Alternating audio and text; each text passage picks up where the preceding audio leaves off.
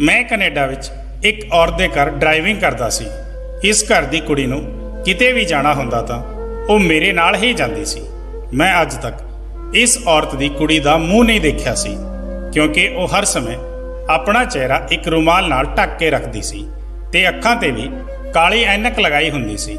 एक दिन मैं उस कुड़ी नूं बाजार लैके गया तां वो वापस आउण समय मेरे नाल वाली सीट ते बैठ गई। मैनू कुछ घबराहट जिही होण लगी, क्योंकि इस तरह अज पहली बार होया सी। नहीं तां अज तो पहलां वो हमेशा पिछे वाली सीट ते ही बैठती सी। हैरानी का झटका तां मैनू उदों लग्या जदों उस कुड़ी ने चलदी हुई गड्डी विच मेरे हत्थ ते अपना हत्थ रख दिता। इस डर की वजह नाल मेरा पूरा शरीर कंबण लग्या, क्योंकि पहली बार मेरे नाल ऐदां दा कुछ होया सी। उसदी इस हरकत नाल मैनू पसीना आउण लग्या। अज वो कुड़ी मैनू किसी होर ही नज़रां नाल देख रही सी। उसदे इस तरह देखण नाल मैनू खुद नूं शर्म महसूस हो रही सी। मैं गड्डी की स्पीड तेज़ कर दी ते जल्दी नाल घर पहुँच गया। मैं अपने कमरे विच बैठ के उस कुड़ी दी अज दी हरकत बारे सोच ही रहा सी कि उस औरत ने मैनू अपने कमरे विच बुला लिया ते जो गल उसने मैनू कही वो गल सुन के तां मेरे होश उड़ गए।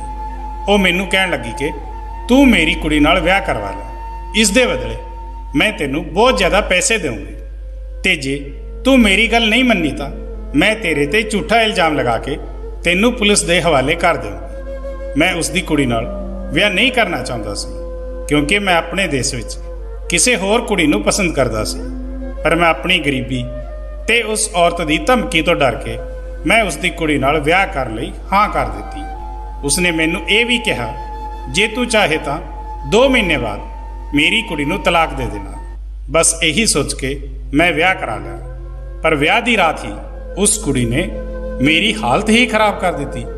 जदों उस कुड़ी ने मैनू कनेडा आए 1 महीना होने वाला सी, पर हुण तक मैनू इत्थे कोई चंगी नौकरी नहीं मिल रही सी। मेरे इत्थे आउण दा किस्सा भी अजीब ही सी। जे मैं किसी नूं दसदा तां वो मेरी गल ते यकीन नहीं करता। मैं तां सुपने विच भी नहीं सोच सकदा सी कि मैनू इत्थे आउण दा मौका मिलेगा। मैं अपने घर की गरीबी तो बहुत ज़्यादा परेशान सी, क्योंकि मेरे घर विच मेरी जवान भैणां बिन विआहियां बैठियां सी ते उन्हां दी विआह दी उम्र निकलती जा रही सी। उन्हां दा विआह सिर्फ इस वजह नाल नहीं हो पा रहा सी क्योंकि मेरे कोल दहेज का इंतजाम नहीं सी। एक दिन मैं सड़क ते परेशान बैठा सी कि एक आदमी वड्डी जी गड्डी विच मेरे कोल आया ते कहण लग्या तू मैनू परेशान लग रहा है, जे तू चाहे तां मैं तेरी मदद कर सकदा हाँ। मैं कहा तू जा इत्थों, इस समय मैं बहुत ज़्यादा परेशान हाँ, मेरा दिमाग खराब ना कर। वो कहण लग्या कि मैं तां तैनू नौकरी देण आया सी, जे तू मेरी गल नहीं सुनना चाहुंदा तां तेरी मर्जी, मैं इत्थों चला जांदा हाँ। मैं कुछ सोच के उसनूं कहा कि ठीक है रुक जा, मैनू पूरी गल दस। पर मैं अंदर ही अंदर डर भी रहा सी कि ये आदमी कोई धोखेबाज तां नहीं है। पर वो आदमी कहण लग्या चिंता ना कर, जे तू अपने हालात बदलना चाहुंदा है तां मेरे नाल चल, मैं तेनू विदेश भेज देवांगा। तू मेहनत करके अपने हालात बदल सकदा है। मैं विदेश जाण बारे सुन के तुरंत खड़ा हो गया। मैं सोचा कि एक बार इस आदमी की पूरी गल सुन लैंदा हाँ, की पता उसनूं रब ने मेरी मदद लई भेजिया होवे। पर वो आदमी मेरी मदद क्यों करना चाहता सी, इसलिए मैं उसनूं पुछ ही लिया कि ना मैं तेनू जानदा हाँ ते ना तू मैनू जानदा है, फिर तू मेरी मदद क्यों करना चाहता है। तां वो कहण लग्या मैं इदां ही रोज़ किसी गरीब की मदद कर दिया करदा हाँ। रब ने मैनू बहुत कुछ दिता है, पर मैनू उस आदमी की गल ते विश्वास नहीं हो रहा सी। मैनू उस ते कुछ शक हो रहा सी, पर मेरे कोल होर कोई रस्ता भी नहीं सी। कुछ दिन पहला मैं अपनी बेवकूफ़ी की वजह नाल एक नौकरी खो बैठा सी। मैं रब दा नां लिया ते उस आदमी दे नाल चला गया। वो मैनू अपने नाल लैके एक वड्डे जिहे बंगले विच आ गया। मैनू एक वड्डे जिहे कमरे विच बिठा के खुद चला गया। कुछ देर बाद वो वापस आया तां उसदे हत्थ विच कुछ पैसे सी। वो पैसे मैनू दे के कहण लग्या आ लै, तू इस नाल अपना पासपोर्ट बना लै, कुछ दिनों बाद तेनू टिकट भी मिल जाएगी। मैनू तां यकीन नहीं आ रहा सी कि किस्मत मेरे ते इन्नी मेहरबान भी हो सकती है। मैं उस समय पैसे लैके उत्थों आ गया। अगले कुछ दिनों में मैं पासपोर्ट बनवा लिया। पासपोर्ट बनवाउण तो बाद मैं उस आदमी के घर गया तो उसने मेरे हत्थ विच टिकट भी दे दी ते नाल ही एक मोबाइल नंबर भी दिता ते कहन लग्या कल तेरी फ्लाइट है, उत्थे जाके इस नंबर ते फोन कर लेना, तेनू नौकरी मिल जाएगी। मैं अपने घर वालियां नू दस के कनेडा आ गया। पर एयरपोर्ट ते निकलण तो बाद जदों मैं वो नंबर अपनी जेब विच देखिया तो मैनू नहीं मिलिया। मैनू एहसास होया कि मैं वो नंबर खो दिता है। मेरे पैरां थल्लों जमीन निकल गई सी। हुण मैं की करांगा? मैं तो इत्थे किसे नू भी नहीं जानदा सी। पता नहीं वो आदमी कौन सी जिसने मेरे ते एहसान करके मैनू इत्थे भेज दिता सी। मेरे कोल उस आदमी का भी कोई नंबर नहीं सी। पर हुण मैं इत्थे आके फस गया। मैं बहुत ज़्यादा परेशान हो गया। पहला तो मैं इत्थे मेहनत मजदूरी शुरू कर दी ताकि मैं अपनी भुख मिटा सकां। मैनू इत्थे आए तीजा महीना होने वाला सी, पर मैं हुण तक अपने घर 1 रुपया भी नहीं भेजिया सी। मेरे लिए तो इत्थे अपना पेट पालना भी मुश्किल हो रहा सी। जिवें तिवें करके मैं 2 वक्त की रोटी कमा रहा सी। शायद रब नू मेरे ते तरस आ गया सी। मेरी किस्मत चंगी सी कि एक अमीर आदमी मैनू अपने घर ले गया ते माली दी नौकरी दे दी। हुण मैनू उत्थे तो चंगी तनख्वाह मिलण लगी सी। उत्थे मालक दी एक रिश्तेदार औरत सी। वो अक्सर उन्हां दे घर आउंदी सी। वो जदों भी आउंदी तां मैनू घूर घूर के देखदी रहिंदी। मैं उसदी एक गल नोटिस करदा सी। एक दिन मेरे मालक ने मैनू उसे रिश्तेदार औरत दे घर भेज दिता। कहण लग्या कि अज तो तू इत्थे काम करेगा, उसदे घर विच ड्राइविंग करेगा। ਉਹ औरत मेरे ते बहुत मेहरबान सी। मेरी तनख्वाह भी बहुत चंगी सी। इस औरत ने मैनू रहण लई कमरा भी बहुत चंगा दिता होया सी। पर इत्थे दे बाकी सारे नौकर इक्को ही क्वार्टर विच रहिंदे सी। सिर्फ मैनू ही अलग कमरा दिता गया सी। इस औरत दी एक जवान कुड़ी सी। जदों भी वो किते जांदी तां मैनू नाल लैके जांदी, पर मैं अज तक उसदी शकल नहीं देखी सी। वो खुद नू एक चादर नाल ढक के रखदी सी। उसदा चेहरा भी एक रुमाल नाल ढक्या हुंदा। अजे कुछ दिन ही गुजरे सी कि मैनू इस औरत दी कुड़ी दियां हरकतां अजीब जिही लगण लगियां। जदों भी वो मेरे नाल किते भी जांदी तां गड्डी विच मेरे नाल अगे बैठ जांदी ते बहाने नाल मेरे कोल आउण दी कोशिश करदी, मेरा हत्थ फड़ लैंदी। पर मैं डर दी वजह नाल चुपचाप बैठा रहिंदा, उसनूं कुछ नहीं कहंदा सी। एक दिन इस औरत ने मैनू घर दे अंदर बुलाया ते मैनू कहण लगी, तैनू अपनी भैण दे विआह लई किन्ने पैसे चाहिए हैं? मैं उन्होंने कहा कि मैनू लाखां रुपए चाहिए हैं। मैनू उन्होंने दहेज का समान लेना है क्योंकि मेरिया 3 जवान भैणां हैं ते मैं तिन्हां दा विआह करना है। ते अजकल का माहौल तो तुसीं जानते हो, मुंडे वालियां दियां तां डिमांडां ही पूरियां नहीं हुंदियां।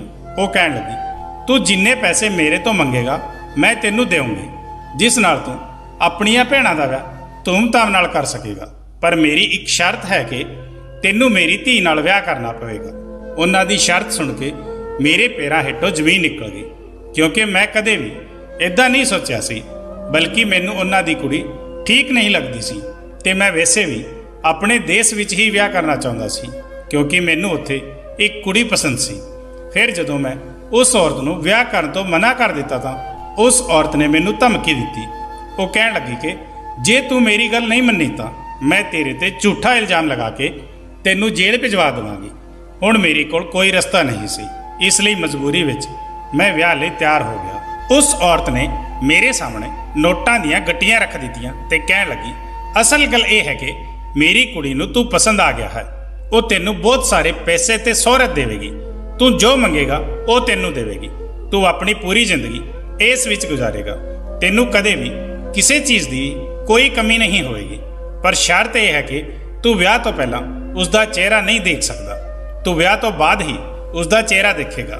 ये शर्त सुन के मैनू थोड़ा अजीब जिहा लग्या, पर इन्ने सारे पैसे देख के मैं भी सोच लिया सी कि हुण मैं जरूर उसकी कुड़ी नाल विआह करांगा, क्योंकि इस दे बदले वो मेरी जिंदगी बदल देवेगी। मेरिया भैणां दा विआह भी हो जाएगा। हुण मेरे कोल मना करन दी कोई वजह ही नहीं सी।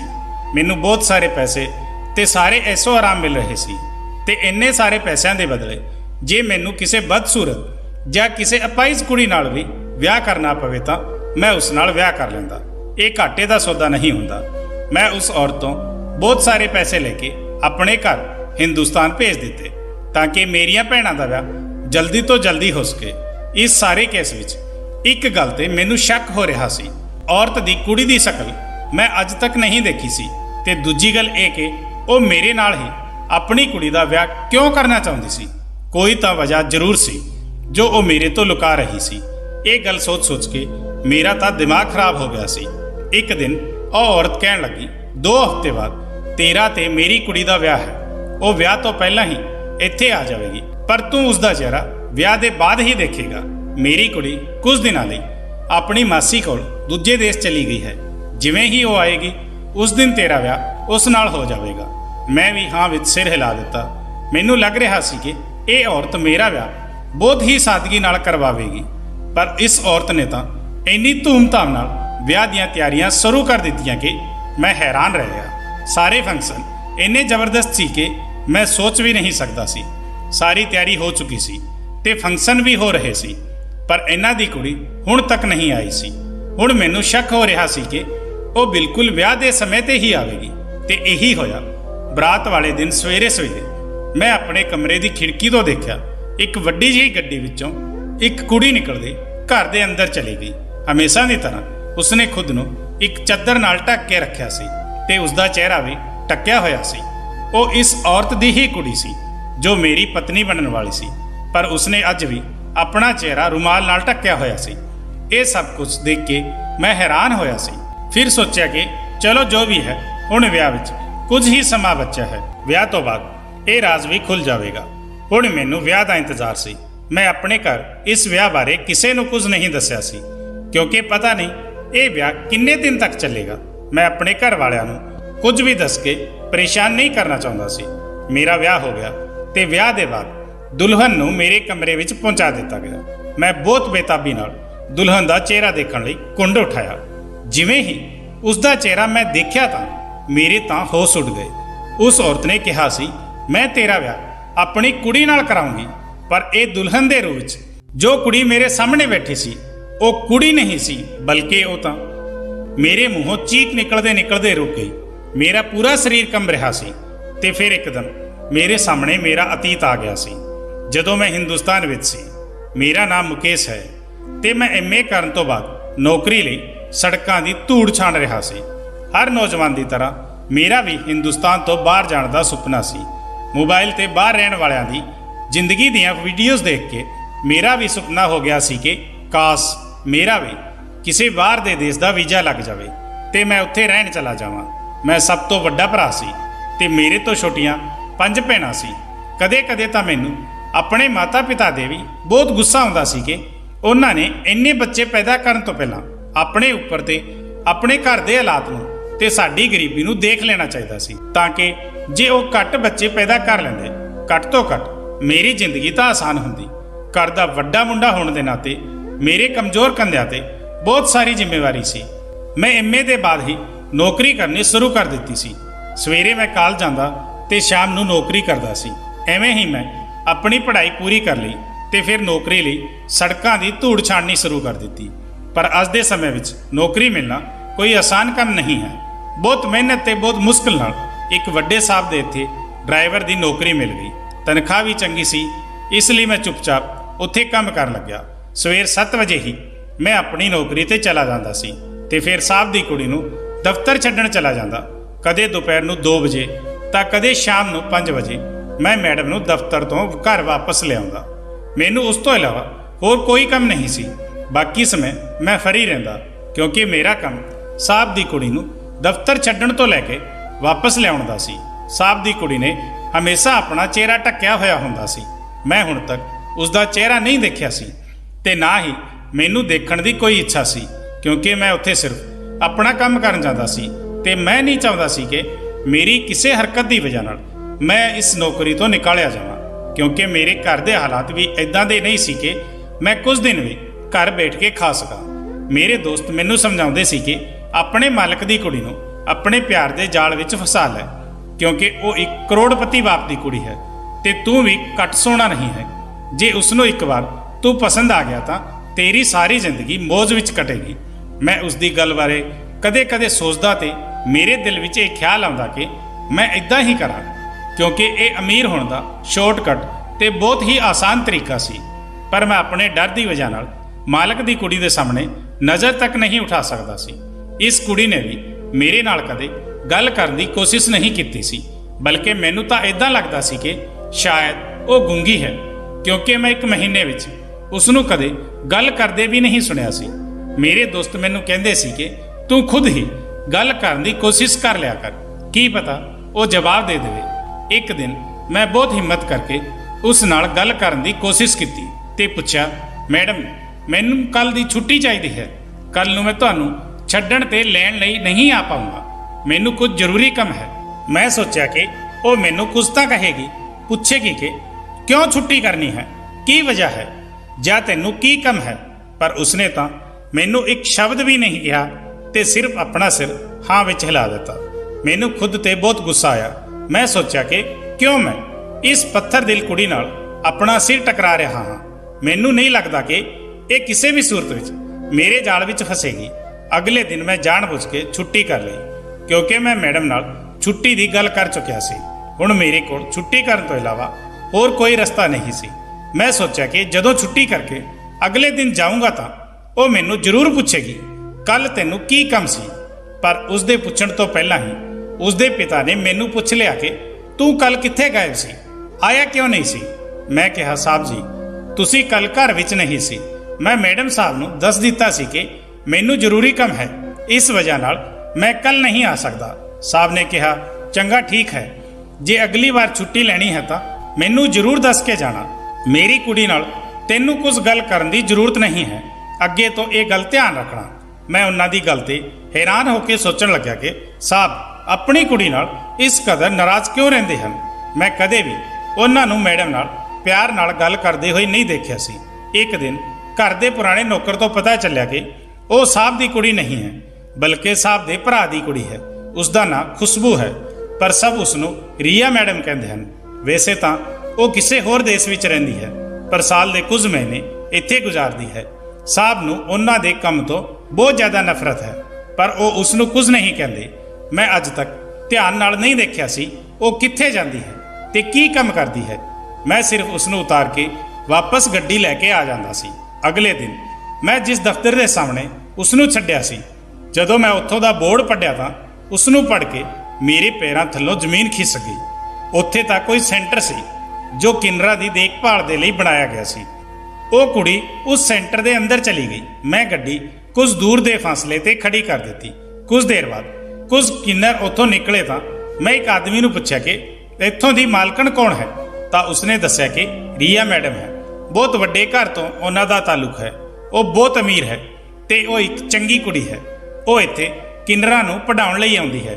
ਮੈਂ ਉਹਨਾਂ ਤੋਂ ਬਹੁਤ ਖੁਸ਼ ਹੋਇਆ, ਸੋਚਿਆ ਕਿ ਰੀਆ ਮੈਡਮ ਕਿੰਨੀ ਚੰਗੀ ਹੈ, ਇਹਨਾਂ ਨੂੰ ਕਿੰਨਰਾਂ ਦਾ ਕਿੰਨਾ ਖਿਆਲ ਹੈ। ਹੁਣ ਉਹ ਮੈਨੂੰ ਸੱਚ ਵਿੱਚ ਬਹੁਤ ਚੰਗੀ ਲੱਗਣ ਲੱਗੀ ਹੈ। ਮੈਂ ਹੌਲੀ-ਹੌਲੀ ਉਹਨਾਂ ਨਾਲ ਗੱਲ ਕਰਨੀ ਸ਼ੁਰੂ ਕਰ ਦਿੱਤੀ। ਕੁਝ ਦਿਨਾਂ ਵਿੱਚ ਹੀ ਉਹ ਵੀ ਮੇਰੇ ਨਾਲ ਘੁਲ ਮਿਲ ਗਈ। ਹੁਣ ਅਕਸਰ ਸਾਡੀ ਗੱਲ ਹੁੰਦੀ ਰਹਿੰਦੀ ਸੀ। ਹੁਣ ਉਹ ਗੱਡੀ ਵਿੱਚ ਬੈਠਦੇ ਹੀ ਆਪਣੇ ਚਿਹਰੇ ਤੋਂ ਰੁਮਾਲ ਹਟਾ ਲਿਆ ਕਰਦੀ ਸੀ ਤੇ ਪੂਰੇ ਰਸਤੇ ਸਾਡੀ ਗੱਲ ਹੁੰਦੀ ਰਹਿੰਦੀ ਸੀ। ਮੈਨੂੰ ਵੀ ਉਹਨਾਂ ਦੇ ਚਾਚੇ ਦੀ ਤਰ੍ਹਾਂ ਉਹਨਾਂ ਦਾ ਕਿੰਨਰਾਂ ਲਈ ਕੰਮ ਕਰਨਾ ਚੰਗਾ ਨਹੀਂ ਲੱਗਦਾ ਸੀ, ਪਰ ਮੈਂ ਉਹਨਾਂ ਨੂੰ ਇਹ ਗੱਲ ਨਹੀਂ ਕਹਿ ਸਕਦਾ ਸੀ। ਹੁਣ ਮੈਨੂੰ ਲੱਗਣ ਲੱਗਿਆ ਸੀ ਕਿ ਉਹ ਵੀ ਦਿਲ ਹੀ ਦਿਲ ਵਿੱਚ ਮੈਨੂੰ ਪਸੰਦ ਕਰਨ ਲੱਗੀ ਹੈ।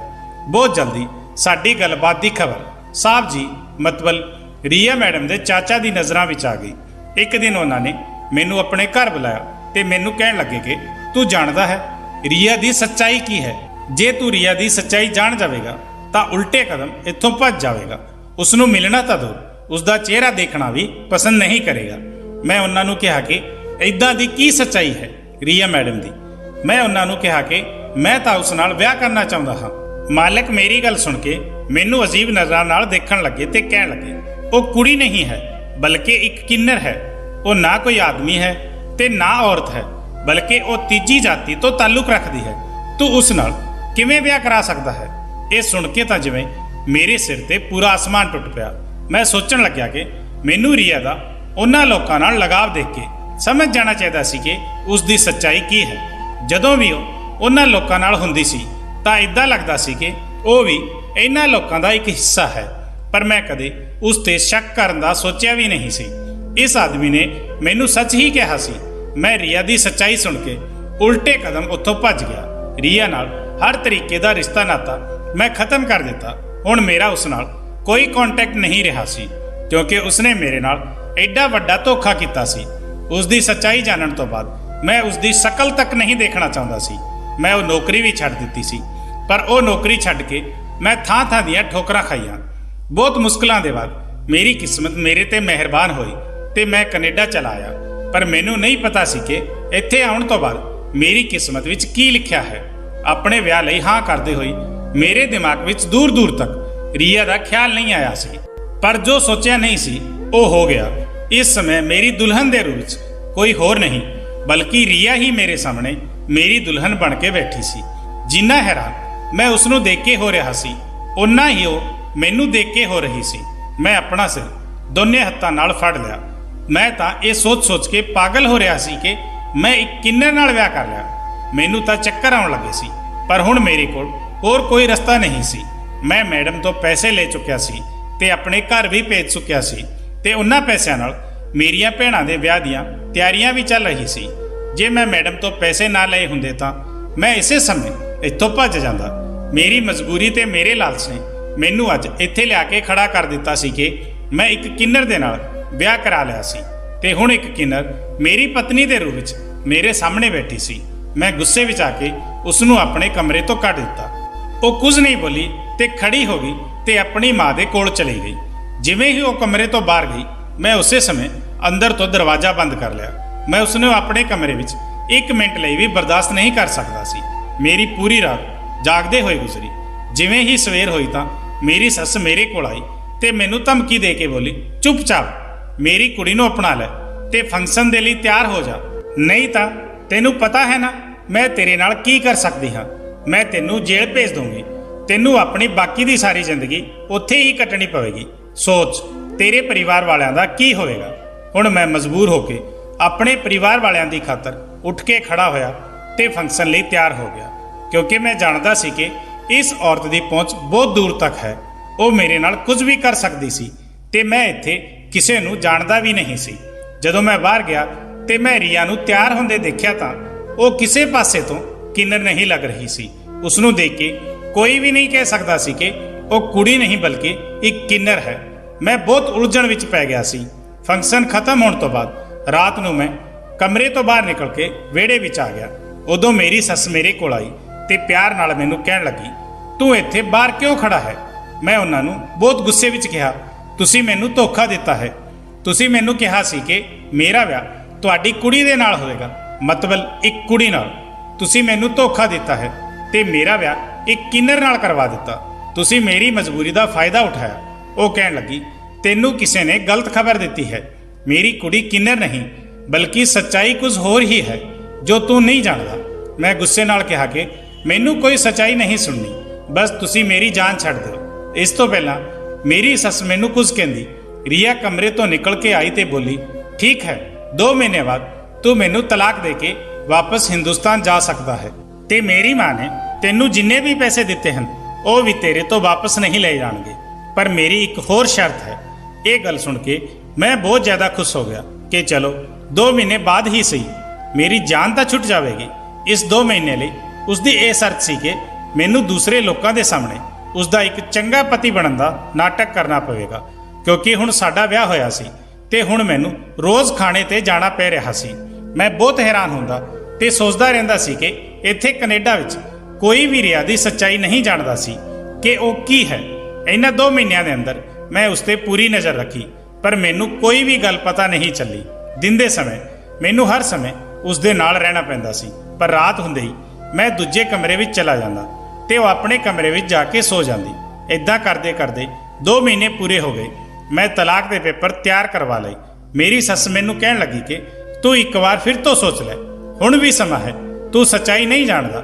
इदां ना होए कि जदों तैनू सच पता चले तां तेरे कोल पछताउण तो इलावा होर कोई रस्ता ना बचे ते तू हत्थ मलदा रह जावे ते अपने किते ते जिंदगी भर पछताउंदा रहे। मैं समझ गया सी कि वो मैनू रोकण लई इदां दे हत्थ कंडे इस्तेमाल कर रही है।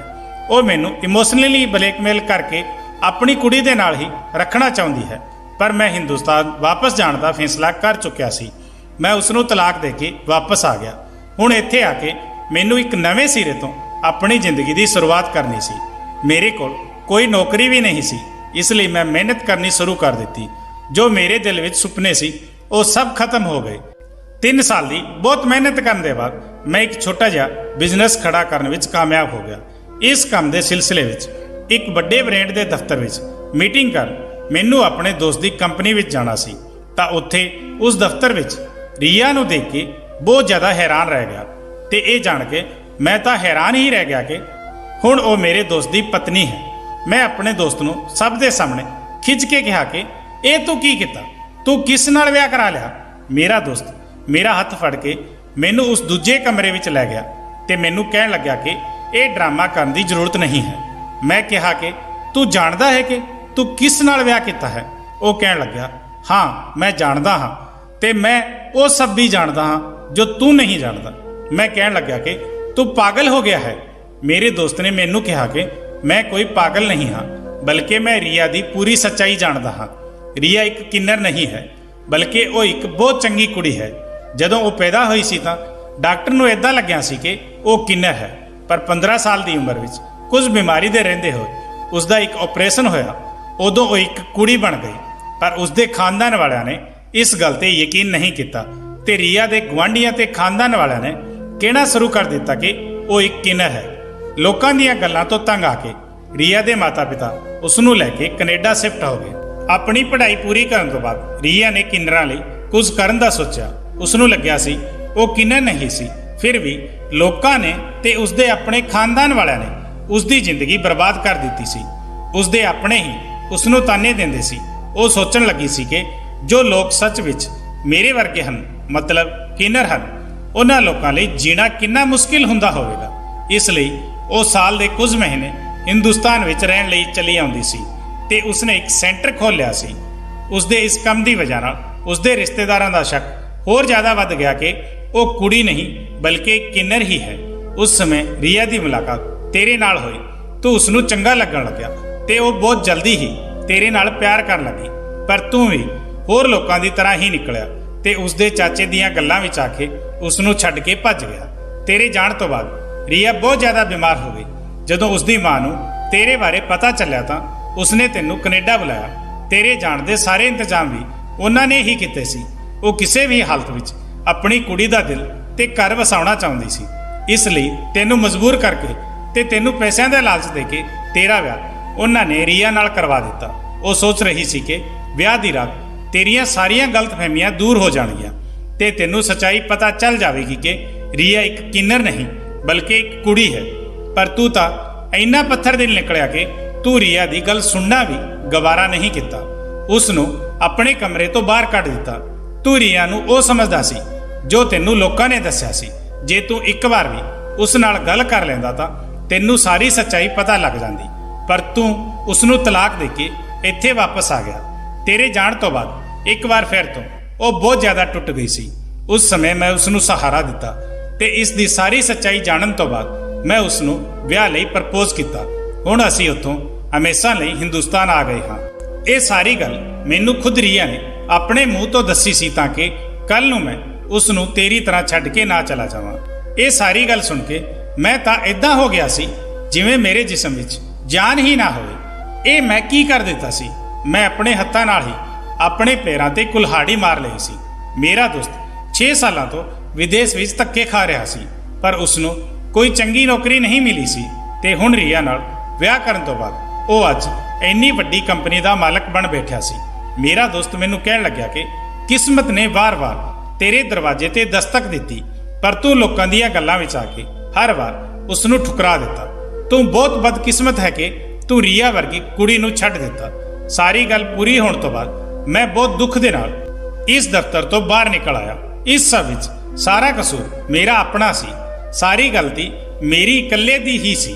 काश मैं उस समय रिया दी गल सुन लैदा तां अज रिया मेरी पत्नी हुंदी। मैं तां उस नाल बहुत गलत कीता सी, इसलिए शायद रब ने उसनूं मेरे तो दूर करके उसनूं एक चंगे जीवन साथी का साथ दे दिता सी। मेरे कोल पछताउण तो इलावा होर कुछ नहीं सी। काश उदों मैं हुण ये काश सारी जिंदगी मेरे नाल ही रहना सी, क्योंकि मेरे वर्गे बेवकूफ की सज़ा यही हुंदी है कि वो काश दे सहारे ही अपनी जिंदगी गुजार लवे। दोस्तों, इस बारे तुहाडे की विचार हैं ਆਪਣੇ ਕੀਮਤੀ ਵਿਚਾਰ ਕਮੈਂਟ ਜ਼ਰੂਰ ਕਰਨਾ।